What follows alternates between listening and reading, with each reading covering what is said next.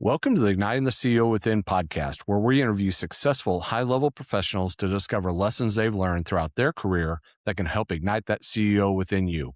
I'm Mark McFatridge, and I'll be your host for the next 15 minutes or so. Our show is sponsored by Quaid, a nationwide community of CEOs and entrepreneurs. Quaid has developed Launchpad, which offers an opportunity for experienced executive coaches to become licensed circle directors. After completing the Launchpad program, you'll lead your own peer advisory circles, helping other CEOs and entrepreneurs excel in their professional and personal lives while providing a community of support, accountability, and challenge. If you'd like to learn more, visit quaidcircle.com. Really excited about our show today. I get to hang out with Travis Morss of Car Motivators in St. Louis, Missouri. He's an executive leadership coach. Travis, welcome to the show. Thanks for hanging out with me. No, I appreciate you inviting me. This is pretty awesome. I'm excited to share some experiences with you. I love it. I love it. Well, let's jump into it. Look, you get to hang out with a bunch of different types of leaders in the work that you do. Some of those folks are really, really good at what they do in the leadership component, and others need your help as a coach. So, what do you see that separates kind of the really good leaders from the ones that could use some help? It's interesting you said some of them need help, right? So the first thing would be we actually all need help, Amen. right? So when you Yeah. think about coaching, and when I got into coaching, I was an operator for a long time, and understanding what coaching is versus training versus consulting, right? Mm-hmm. There's a big difference there. And if you look at every amazing player in every sport, when you talk about that legendary player, oftentimes the conversation there's a coach behind it. Yep. Right. So I think the first, answer to that question is everybody needs some help, regardless of what level. When you stop thinking that you need help, is usually when you probably need the most help. Love it. So Love it. it's really the Absolutely. best way to look at it. So, and back to your question, what separates, I guess, the people that are really effective in what they do and the people that are having a lot of challenges. I would say that the biggest thing, and I think that everybody leadership is a skill, right? Nobody's born with it. There's no born leaders, and you hone that skill. And oftentimes you hone that skill through failure and through people telling you like, I'm not listening. Right. So I think Yeah. what separates is humility, being curious and not thinking that you need to have all the answers.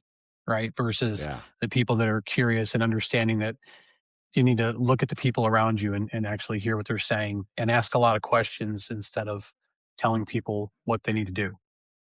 Yeah, I love that. There are a couple of things that I want to dive into a little bit more there. So, I agree with you on everything you said.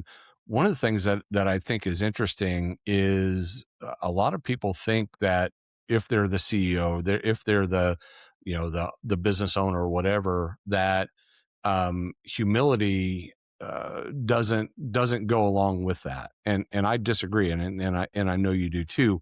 But there is also a level of ego, confidence that plays a role in great leaders as well. How do you help them walk that line between the humility piece and knowing that confidence and ego plays a role too in how they got there? So, ego, I love what you said there. So how does ego show up?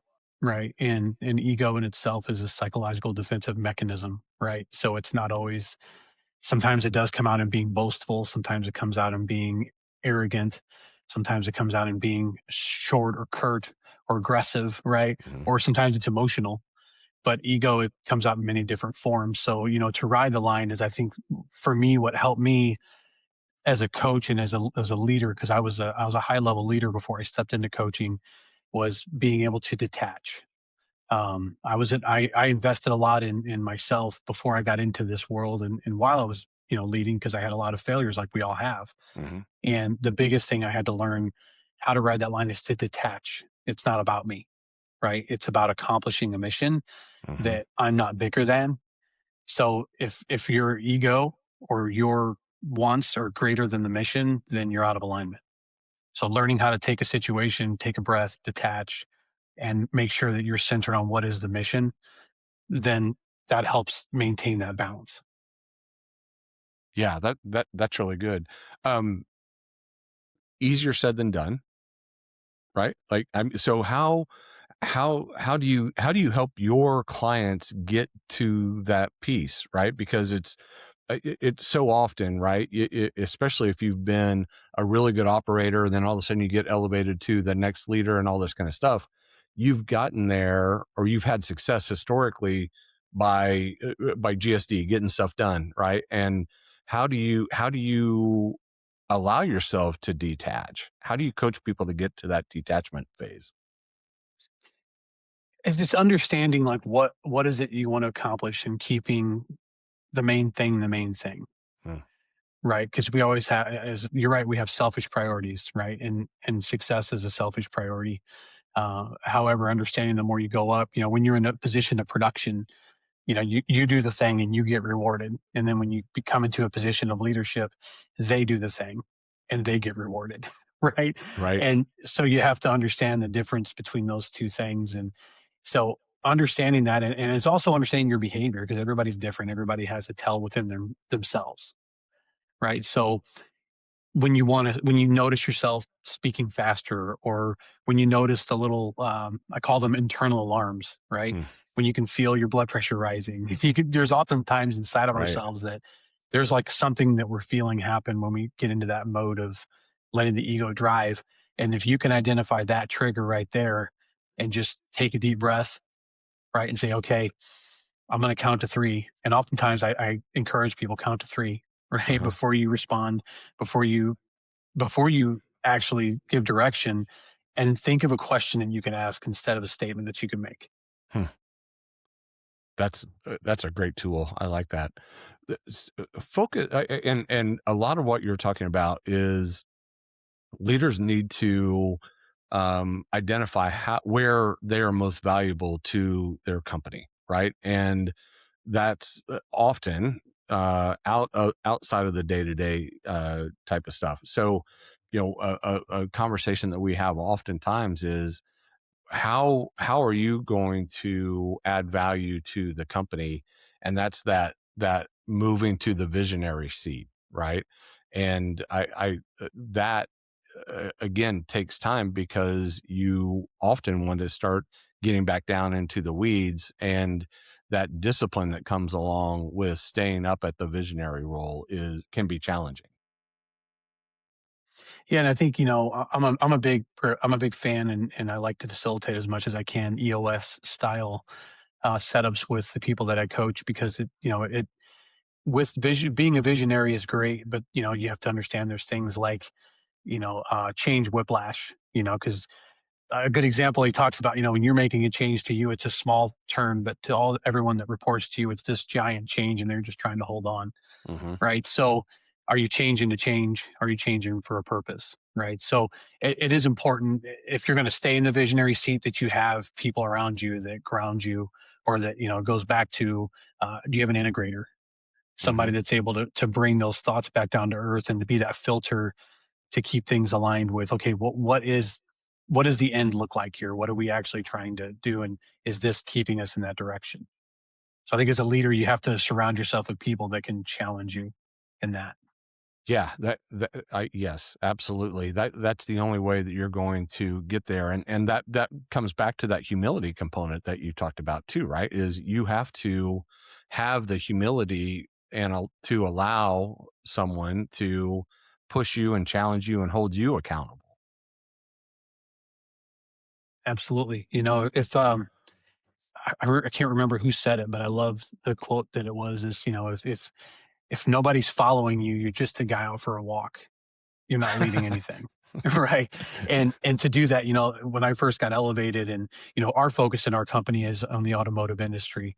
And, there's a lot of need for leadership, and it's an industry that is just came off of, COVID and the pandemic. And I'm sure everybody's familiar with the pricing and all the stuff that happened. And it just disrupted everything from culture to best practices. And, it kind of was like the real estate boom. Everybody wanted to become a realtor.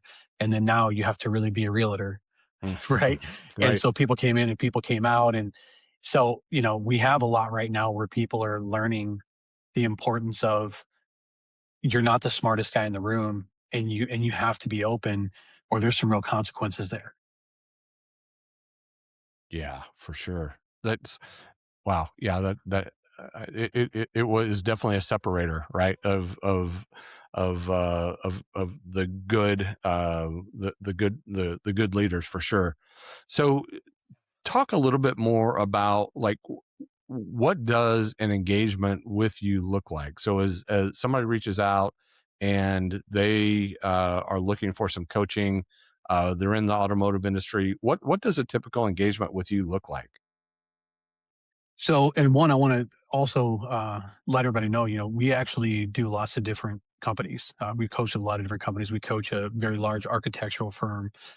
We've done some first responders. We've done clothing companies. We've actually done a restaurant chain because Oh, wow. coaching is coaching, right? Yeah, yeah. And sometimes knowing a lot about a subject actually makes you not a good coach because then you want Uh-huh. to fix instead of coach, right? Yeah. So when you engage with our company, we have a lot of great coaches in our company, and we all utilize, again, the same thing. Our mission is, we call it Drive C3, and there's several types of coaching that we do under Drive C3. But the first thing we're going to do with you is a discovery call. So we want to understand what you're trying to accomplish. What are your biggest challenges, right? We want to understand you instead of tell you what we can do. And once we do the discovery call, we then move into what we call a cultural assessment. So we Mm. schedule a day that we'll come out to your business, your company, and we approach your team. And as coaches, we're really good at getting them to speak. And what I mean by speak, it's almost therapeutic. In fact, our CEO says, the difference between therapy and coaching is we walk away with very actionable insights instead of just feeling better. Right, Right. right. Yeah. So and oftentimes we ask the CEOs, or we ask the stakeholders in the company to not be present because we want to actually have a real conversation with the people. And Mhm, then we take that feedback and, we obviously anonymize it and find the broad opportunities. And that is how we formulate coaching engagements with the companies. And we create 12-month plans with them of what, we want to accomplish based off their biggest opportunities. And then when we engage with the people, so we'll engage in groups, we'll engage in one-on-one coaching, mhm. and we coach on so many different things, but we start with what we call a GPS. And when you think of a GPS, what do you think of, Mark? Directions, roadmap, how to get from one place to the next. Exactly. So that's we use that term, but it stands for goals, purpose, and significance. But it is your map, Yeah. right? So we walk through what is your true vision for success, and then we actually help you break out what are goals, like what do they actually look like for you. And you'd be surprised at how many people don't know how to think this way, Mhm, right? And they never have actually got out of. A lot of people like survive; they don't thrive or grow. So when you get into this conversation, it kind of shifts your brain into a moment of like, well, what do I want for myself? mhm, Right. And it's big thinking. And then we map that out in time with them, which creates a growth plan. And then we go into expectations of coaching. So what do you expect of me? How do you want me to engage? We come up with some very specific rules of engagement. So how do you want me to engage? If we have to use, I'm sure you've heard the term Johari's window, mhm. right? What do you want that to look like if there's an uncomfortable thing that we need to bring up that's holding you back? And outside of that, we do some exercises, where just go out in your brain and imagine you're 80 years old and what is your life going to look like, right? We want you to visualize what you really want. And that whole conversation, it does a couple of different things. It shows us what your motivations are, what you really want to accomplish. Two, it helps us know how to interact with you because there is no, just like leadership, there is no broad brush. Yeah. And sometimes you're coaching people, and it's very assertive. Sometimes you're coaching people and it's very conversational, right? Mhm. And then, we want to know what value that we need to bring to you. And out of that, comes a great coaching conversation. And most of the time it's amazing. When I first got into coaching, I just wanted to go in and start fixing things. And they're like, well, hold on. I had somebody not want to listen to me, right? And they're like, did you GPS with them? And I'm like, no, I skipped it. And because I'm a fixer, like, by nature. Right, right. And I'm like, well, they wouldn't listen. So then I went the next time. I'm like, okay, I started with a GPS. I'm like, man, this is like magic. All of a sudden we're talking and they want to hear these things. They want to interact with you. And so that's what that looks like. And then once we go from there, we have different types of coaching. So we can do metric coaching, what we call aspirational coaching. We do observational coaching, and then turnaround coaching. Because Mm. our goal is obviously not to come in like a consultant comes in and like the Bobs, right, on Office Right, Space. right. Who do you need to fire? Who's not useful? Well, I mean, that's not I'm a big believer in there's no bad teams, only bad leaders, and I'm a huge proponent of extreme ownership. That's a philosophy that heavily invested in myself as a person. Hmm. And when you look at it that way, if you walk into a company and just tell them that person is no good, well, how have they been led? What's the environment look like? Are they really great people that are just done or that Yeah. haven't been motivated? And no one's listening to him. They're not understood, right? So when we do turnaround coaching, oftentimes the goal is not to have it's not to have a corrective action. It's more to actually save the person. So we find turnover actually goes down when we start to engage. Interactions with leadership goes up. Things get healthier, and it's not always measurable out of the gate, Yeah. right? Yeah. Which is interesting because it's a lot of relation. Things start to feel better, but then when you put something into that, it's like trying to bake a cake in a cold oven. Well, it doesn't really work really well, but you got to Yeah. heat that oven up and then you put it in there. Like, look what comes out of it. It's amazing. Yeah. So I once you love get that. that set up, you do start to see the results. But for me, coming in, my biggest challenge was actually as a coach versus being an operator. And I ran several companies within our company, and everything's fast, go, go, go. But in Right. coaching, it's a different it's a different type. It's not always measurable out of the gate, and it's the returns are slower. So it's something that's important to understand when you're getting into coaching. But then you look back, 6 months later, and you're like, oh my gosh, I can't believe where I've gone now or how I'm Right. thinking. I'm so much Right. bigger as a person. That's cool. I love that model. That's really great. How can people get a hold of you? We have a website, carmotivators.com. You can also go to my LinkedIn profile. And I actually am about to set up a scheduler so I can do some discovery calls with folks. I've been an operator for 15 years. I was operating businesses and doing a lot within our companies. And I've switched over to coaching. For me, it's been about 10 or 11 months, and it's just been an awesome journey of learning and sharing that wisdom. So now, I wanted to make sure, for me, I respect that when people are trusting you with this, that you need to be precise in what you do and bring a lot of value. So I'm at a place now that I'm ready for to open it up and to have more conversations, because I'm always going to be a student, but I was absolutely more focused on being a student than putting myself out there in the beginning. Yeah, I love it. I love it. Well, man, thank you. This has been a blast. Thank you for hanging out and dropping some nuggets on us. Oh, it's my pleasure. I appreciate you inviting me, and I love been watching your other content, and it's really awesome. So I love what you do, and I'm grateful to be a part of it. Very cool. Very cool. Awesome. All right, y'all. We've done it again. We found another amazing leader to share some insights on leadership and just great operations, and really thankful that Travis joined us today. As we wrap up, I want to remind you that Igniting the CEO Within is sponsored by Quaid, a nationwide community of CEOs and entrepreneurs. Quaid has created Launchpad, which provides an opportunity for experienced executive coaches to become licensed circle directors and significantly impact the lives of CEOs and entrepreneurs. To find out more, visit quaidcircle.com. Until next time, keep igniting the CEO within you. I'm Mark McFatridge. Thanks for listening.